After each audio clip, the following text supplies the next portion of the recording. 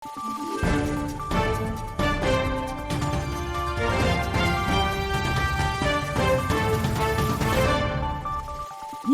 araw, Pilipinas! Ito ang Valiente News hatid sa inyo ng Office of the Vice President. Mas masarap ang pagkain kung may kapares na side dish tulad na lang ng atsara. Kaya't ang paggawa nito ang naisip na pasuking negosyo ng isa sa mga MTD grantees mula sa Davao City. Kilalanin natin siya sa ulat ni Jera Gomez. Mahigit 2 dekada nang nagtitinda ng homemade atsara na swak pang pawalan ng umay at biko with latik toppings, si Nanay Consuelo mula sa San Miguel, Barangay Panacan, Davao City. 100 pesos ang halaga ng bawat isang tab ng biko at atsara na inilalako ni Nanay Consuelo sa kanilang komunidad 3 beses sa isang linggo. Naging suki ni Nanay ang mga guro sa kanilang barangay. Paghimo na ko sa atsara gabi hasta ang biko kadlaw na ko na buhaton kay para pagkaugma alas 7 pwede na ko mutuyok nanay pangkape ang mga silingan usay nay mga order pod mga silingan nga nay mga bisita mo atos Manila atog Cebu mo po order nila kay daduno po ni pasalubong pod nakaabot na po ni og Japan og kuan Australia. Ang biko is 15 to 16 na siya duha na ka kilo 15-16 nya kaning akong atsara makaabot ni og 30 ka packs. Ang duha ka ang 10 kilos na ko nga kapayas. At dahil sa mitiing mas mapalago ang kanyang negosyo, lumapit ang nanay sa OVP Southern Mindanao Satellite Office upang maging bahagi ng Magnegosyo Taday program.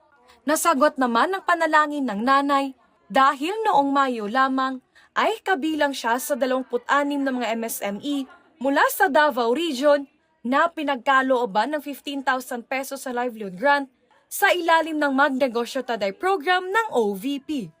Porte na kong lipaya kay mo ko, wow, kaapil yung ko. Akong ipalit og kuan, mga lamas, asuka, mga gamito noon anak ko. Kani ang ako ang stove o kani akong kuan po. Nagpalit na lang yung ko kay para kuan ako, mabag-on ako akong tuanan.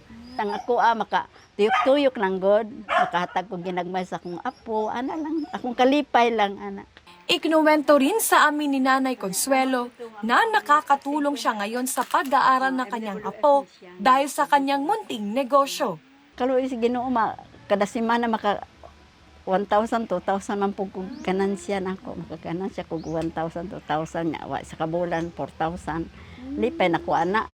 Rolling na po na ako siya, ipalit-palit niya. Usay, panghatag na ako sa akong apo, at least pahalipay lang po na ako sa akong mga kwan.